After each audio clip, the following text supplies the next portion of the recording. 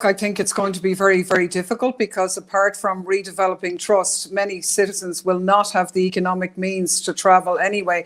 I mean, it has been a problem of the virus that the instinct of many countries was to lock up the borders and to impose restrictions there, where Europe has tried to build itself on the idea of free movement. That hasn't really been happening. I think there should be an opening up. I mean, if cafes and hairdressers and so on can begin to open up, well, then the border should open up and there should be unity across borders in that end. But I don't think things are ever going to be the same again. I mean, we've had crisis in aviation before, but this is radically different. I really believe that people won't fly in the same way again, and certainly not in the short term. Certainly not in the short term. Gail Klinger, you agree? Yeah, I think it's a development that is really shocking for many of us. But from the climate emergency point of view, it's actually a development that is quite good because emissions come down. I think we need to really be aware that we talk about which size do we need and how can we protect all the workers that are now having their jobs at risk, also in the air sector. But we need to reskill them. We need to find other ways because we won't go back to normal flying, I think.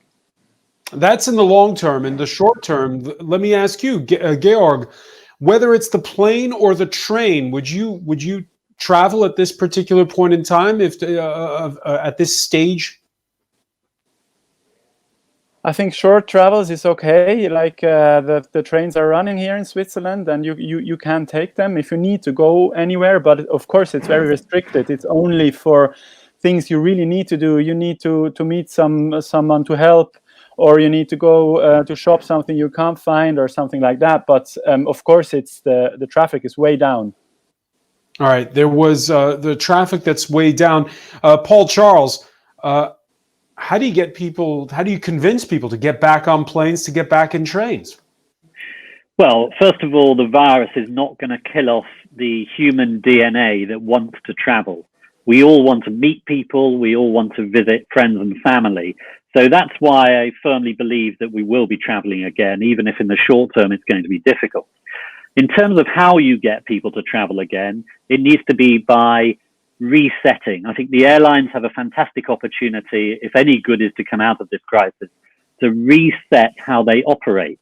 So that means retiring the oldest planes that you have as an airline, only flying the newest, most fuel-efficient planes with the best health conditions on board because the air is recirculated. That reassures consumers that it will be a healthy journey. I don't think consumers will be rushing to get back on a plane if they have to wear masks. So the sooner a vaccine is developed and that we don't need masks and protective equipment for the crew to wear, it's going to be a nicer experience. And the airport experience itself. Well, I hope it won't be 2 years away because there's so much money being thrown at developing a vaccine. You've got to hope the medics produce and the scientists produce something. Even if it is a year away, then yes, in the short term, we're going to find it more difficult to travel simply because there won't be as many airlines, because some will have disappeared. There won't be as much choice. And also prices obviously will be going up because the airlines will not be as full. The aircraft won't be as full, and therefore they'll need to charge more for each passenger they have. So yes, in the short term, it's going to be a more difficult experience for all of us. But the airlines have to think longer term over the next 3 years. How do they get the confidence back? How do they showcase the best of what the airline industry could be like?